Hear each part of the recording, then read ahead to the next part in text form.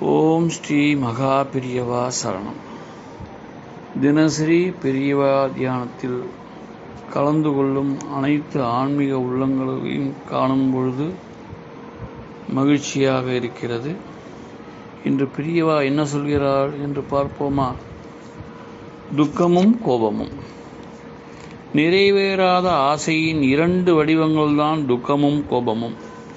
நம் ஆசை நிறைவேறுவதற்கு தடையாக இருப்பவர்கள் நம்மை விட கீழ்நிலையில் இருந்தால் அவர்களிடம் கோபத்தை காட்டுகிறோம்.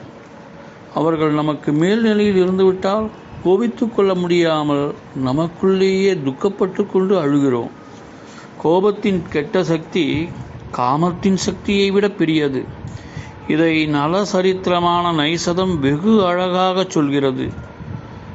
கலி அரசன் வருகிறான். அவனது சேனாதிபதிகளாக காமனும் குரோதனும் வருகிறார்கள். கட்டியக்காரன் அவர்களுடைய பெருமைகளை பாடுகிறான். குரோதனை பற்றி அவன் என்ன பாடுகிறான்? காமன் புகாத இடமில்லை என்பார்கள். ஆனால் காமனும் புகாத ஒரு கோட்டை உண்டு. அந்த கோட்டைக்குள்ளும் இந்த குரோதன் குடிகொண்டிருக்கிறானாக்கும். அது எந்த கோட்டை தெரியுமா? துர்வாசருடைய இதயம்தான் என்று குரோதனின் புகழை பாடுகிறான். காமமே அறியாத துர்வாச மகரிஷியும் கோபத்துக்கு ஆளானவர் என்பது இதன் உட்பொருள். ஓம் ஸ்ரீ மகா பெரியவா திருவடிகளே சரணம். நூலை விலைக்கு வாங்க விரும்புபவர்கள் டிஸ்கிரிப்ஷனில் பார்க்கவும்.